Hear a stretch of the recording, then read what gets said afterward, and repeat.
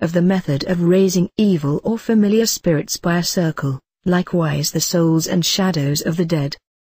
It is here convenient that we say something about the means used by exorcists to raise up what are usually termed evil spirits to the circle, and the methods of calling up the ghosts or souls of those who have died a violent or premature death. Now, if anyone would call any evil spirit to the circle, he must first consider and know his nature, and to which of the planets it agrees, and what offices are distributed unto him from the planet. This being known, let there be sought out a place fit and convenient, and proper for his invocation, according to the nature of the planet and the quality of the offices of the same spirit, as near as it can be done, as if their power be over the sea, rivers or floods, then let the place be the seashore, and so of the rest. Then choose a convenient time both for the quality of the air, being serene, quiet, clear and fitting for the spirits to assume bodies, as also of the quality of and nature of the planet and the spirit, as on his day and time in which he rules, he may be fortunate or unfortunate sometimes of the day, and sometimes of the night, as the stars and spirits do require.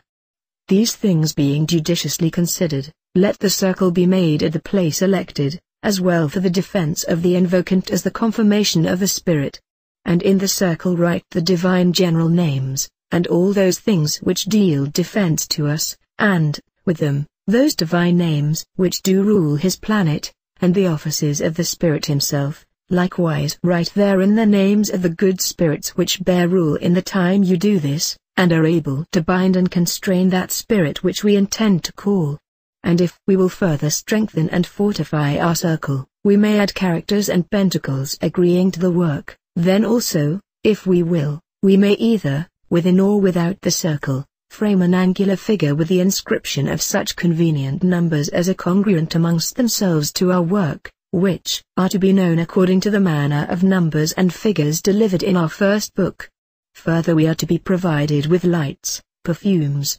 unguents, and medicines, compounded according to the nature of the spirit and planet which agree with the spirit by reason of their natural and celestial virtue. Then we are to be furnished with holy and consecrated things necessary, not only for the defense of the invocant and his companions, but also serving for bonds to bind and constrain the spirits, such as holy papers, lemons, pictures, pentacles, swords, scepters, garments of convenient color and matter. Then, with all these things provided, let the exorcist and his companions go into the circle. In the first place, let him consecrate the circle and everything he uses, which being done in a solemn and firm manner, with convenient gesture and countenance, let him begin to pray with a loud voice after the manner following. First, by making an oration or prayer to God, and then entreating the good spirits, but we should read some prayer, or psalm, or gospel, for our defense in the first place. After those prayers and orations are said, let him begin to invocate the spirit which he desireth, with a gentle and loving enchantment to all the coasts of the world, with a commemoration of his own authority and power. Then rest and look round to see if any spirit does appear, which if he delays, then let him repeat his invocation, as above said, until he hath done it 3 times, and if the spirit is obstinate and will not appear, then let the invocator begin to conjure him with divine power, but so that all his conjurations and commemorations do agree with the nature and office of the spirit, and reiterate the same 3 times, from stronger to stronger, using contumelies, cursings, punishments, suspension from his power and office, and the like. And after these courses are finished, cease, and if the spirit shall appear, let the invocant turn himself towards the spirit, and courteously receive him, and, earnestly entreating him, let him ask his name, which write down on your holy paper, and then proceed by asking him whatsoever you will, and if in any thing the spirit shall appear to be obstinate, ambiguous, or lying, let him be bound by convenient conjurations, and if you doubt anything, make, without the circle with the consecrated sword, the figure of a triangle or pentagon, and compel the spirit to enter into it, and if you receive any promise which you would have confirmed with an oath, stretch the sword out of the circle, and swear the spirit by laying his hand on the sword. Then having obtained of the spirit that which you desire, or are otherwise contented, license him to depart with courteous words, giving command that he do no hurt, and if he will not depart, compel him by powerful conjurations, and if need require expel him by exorcisms and by making contrary fumigations. And when he is departed, go not out of the circle, but make a stay, and use some prayer giving thanks to God and the good angels, and also praying for your future defense and conservation, which being orderly performed you may depart. But if your hopes are frustrated, and no spirit will appear, yet for this you need not despair, but leaving the circle after licensing to depart, which must never be omitted whether a spirit appears or not. 1. Return at other times, doing as before. And if you think that you have erred in anything, then you shall amend by adding or diminishing, for the constancy of repetition increases your authority and power, and strikes a terror into the spirits, and compels them to obey. And often the spirits do come although they appear not visible, to cause terror to him who calls them, either in the thing which he uses, or else in the operation itself. But this kind of licensing is not given simply, but by a kind of dispensation, with suspension, until they shall render themselves obedient. Also, without a circle, these spirits may be called to appear, by the way we have delivered in the consecration of a book.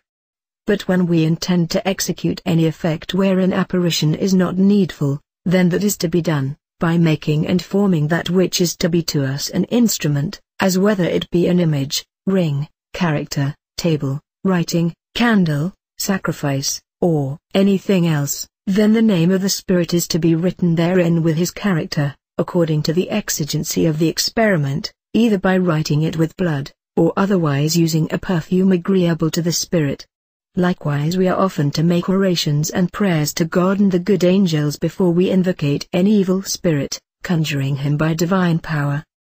In some former parts of our work we have taught how and by what means the soul is joined to the body. We will in this place inform thee farther, that those souls do still love their relinquished bodies after death, a certain affinity alluring them as it were. Such are the souls of noxious men who have violently relinquished their bodies, and souls wanting a due burial, which still wander in a liquid and turbulent spirit about their dead carcasses, but these souls, by the known means by which they were joined to their bodies, by the like vapors, liquors, and savours, are easily drawn into them. Hence it is that the souls of the dead are not to be called up without blood or by the application of some part of their relict body. In the raising therefore of these shadows, we are to perfume with new blood the bones of the dead, and with flesh, eggs, milk, honey, and oil, which furnish the soul with a medium apartment to receive its body. It is likewise to be understood, those who are desirous to raise any souls of the dead, ought to select those places wherein these kind of souls are most known to be conversant, or by some alliance alluring the souls into their forsaken bodies, or by some kind of affection in times past impressed in them in their life, drawing the souls to certain places, things, or persons, or by the forcible nature of some place fitted and prepared to purge or punish these souls, which places for the most part, are to be known by the appearance of visions, nightly incursions, and apparitions. Therefore the places most fitting for these things are churchyards. And better than them are those places devoted to the executions of criminal judgments, and better than these are those places where, of late years, there have been so great and so many public slaughters of men, and that place is still better than those where some dead carcass that came by violent death is not yet expiated, nor was lately buried, for the expiation of those places is likewise a holy rite duly to be adhibited to the burial of the bodies,